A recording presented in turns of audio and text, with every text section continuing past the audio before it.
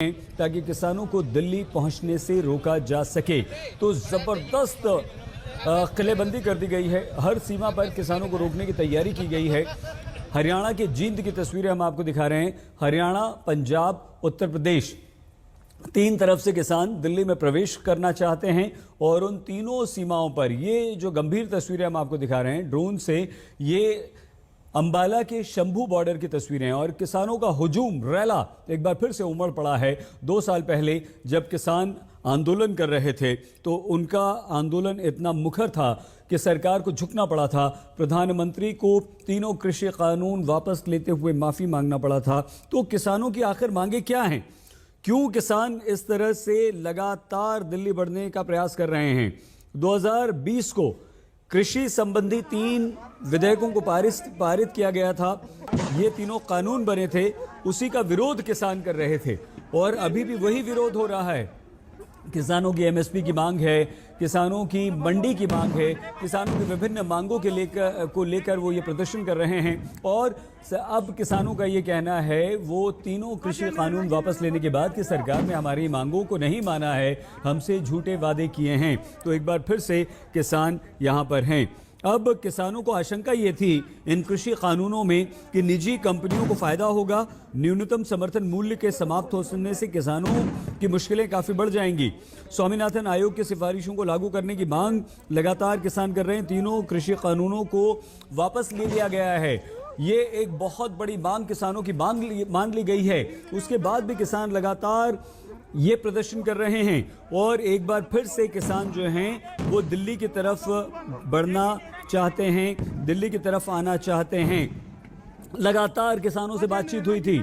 जब 2 साल पहले किसानों ने आंदोलन किया था, कई स्तर पर किसानों से बातचीत हुई थी, सरकार की बातचीत हुई थी, विभिन्न संगठनों ने किसानों से बातचीत की थी और अंततः सरकार को किसानों के आगे झुकना पड़ा था। लेकिन फिर अब ऐसा क्या हो गया? जब सरकार ने सारी बातें आपकी मान ली तो फिर से आप इतना उग्र प्रदर्शन क्यों कर रहे हैं? क्यों दिल्ली चलो का आपने नारा दिया है और एक बार फिर से हरियाणा, पंजाब, उत्तर प्रदेश की तरफ से आप दिल्ली को कूच कर रहे हैं? इसका सबसे बुरा असर आम व्यक्ति पर पड़ रहा है। वो सारे हाईवेज, वो सारी बॉर्डर्स जहां पर किसान जमा हुए हैं, दिल्ली में प्रवेश का प्रयास कर रहे हैं, वहां लोगों को परेशानियों का सामना करना पड़ रहा है। इस्तेमाल किया जा रहा है, पूरे इलाके में धमाकों की आवाज आ रही है। देखिए हालात यहाँ पर एकदम बेकाबू हो गए हैं, यूं कहिए बिगड़ गए हैं। और जो प्रदर्शनकारी हैं वो पीछे हटते हैं, पुलिस गोले दागती है, उसके बाद फिर से हालात ये बन जाते हैं। हजारों की तादाद में एक देखिए वो धमाका हुआ है वहाँ पर और ये ड्रोन से टीयर गैस फेंके गए हैं। देखिए ड्रोन से जो है भीड़ के पास जाकर टीयर गैस फेंके जा रहे हैं। कुल मिलाकर पिछले कई दिनों से अंदेशा लगाया जा रहा था कि ये हालात बेकाबू हो सकते हैं और जिस बात का डर था आखिरकार वही हुआ। किसान नेता स्वर्ण सिंह पंधेर ने यह भी कहा था कि हम शांतिपूर्वक तरीके से दिल्ली जाना चाहते हैं, अगर सरकार चाहे तो हम बातचीत के लिए भी तैयार हैं। लेकिन यहाँ पर देखिए माहौल कहीं ना कहीं लगातार बिगड़ गया है और किसान ये चाहते थे कि हम कोई भी रास्ता बंद नहीं करना चाहते, हम यहाँ से सिर्फ दिल्ली जाना चाहते हैं।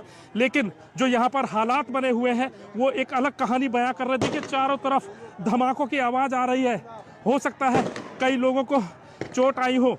मैं एक बार जहां से ये एक्शन हो रहा है वो तस्वीरें दिखाता हूं। देखिए किस तरीके से पुलिस और प्रदर्शनकारी आमने सामने हुए पड़े हैं। ये देखिए किस तरीके से लगातार वहां से फायर हो रहे हैं और ये पब्लिक के बीच में ये देखिए लगातार टीयर गैस सेल लगातार छोड़े जा रहे हैं और ये माहौल कहीं ना कहीं ऐसा बन गया है कि शायद वार जोन में खड़ा हूँ। इस तरह की हालात यहाँ पर बने हुए हैं। ये देखिए यहाँ पर आकर अभी ये बम फटा है और वार जोन जैसी सिचुएशन यहाँ पर बनी हुई है। तकरीबन पूरा चेहरा एकदम लाल हो गया है, आंखों में पानी थम नहीं रहा है। और पिछली बार 2020 की तस्वीरें आपको याद होगी, वो मंजर भी हमने यहाँ पर देखा था। और देखिए किस तरीके से भीड़ को काबू करने की कोशिश लगातार की जाती है, लेकिन ये भीड़ लगातार फिर से बेकाबू हुई होती बैरिकेड तक आ जाती है। पुलिस को लगातार आंसू गैस के गोले छोड़ने पड़ते हैं। देखिए एक बार फिर से यहाँ पर हालात बेकाबू होते हुए ये देखिए ये फिर से ये टीयर गैस के सेल आप देख सकते हैं। ये देखिए धमाके लगातार ये हो रहे हैं। पब्लिक को कंट्रोल करने की कोशिश यहाँ पर की जा रही है। देखिए चारों तरफ से टीयर गैस सेल फेंके जा रहे हैं, पथराव भी यहाँ पर हो रहे हैं। ये देखिए किस तरीके से लोग अपनी जान जोखिम में लेकर यहाँ पर प्रोटेस्ट कर रहे हैं। और ये देखिए पुलिस आगे आ गई है। ये पहले पुलिस बैरिकेड को छोड़कर अब आगे की तरफ बढ़ रही है।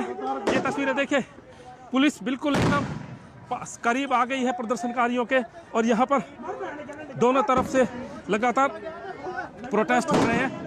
और ये धुआं कहीं ना कहीं बेचैन कर रहा है, परेशान कर रहा है। और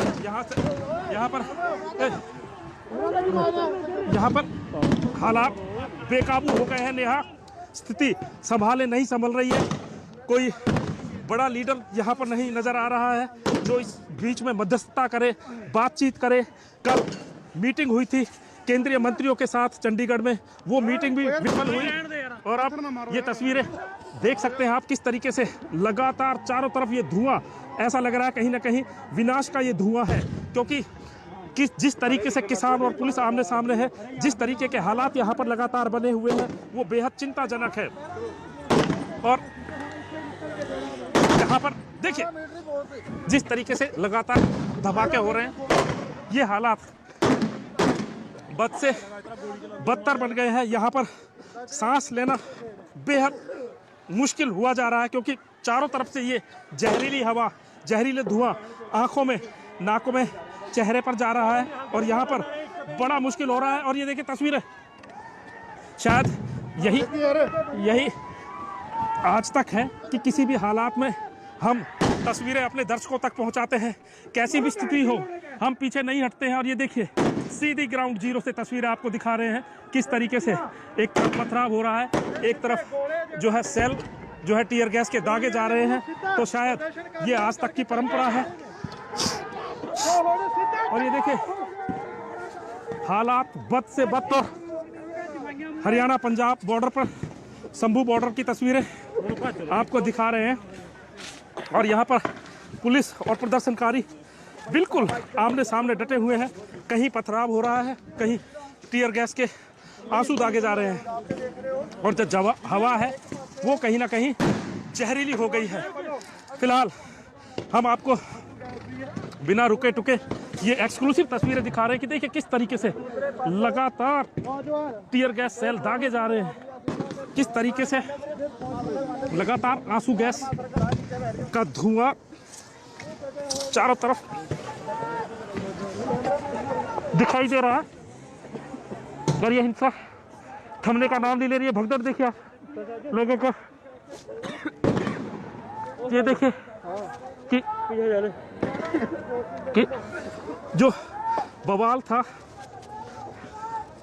अक्सर ऐसा देखा है कि जब इस तरह के हालात बनते हैं तो स्थिति कुछ देर बाद नॉर्मल हो जाती है। लेकिन यहाँ पर पिछले कई घंटों से लगातार इसी तरह के हालात बने हुए हैं कि सिचुएशन कंट्रोल नहीं हो पा रही है।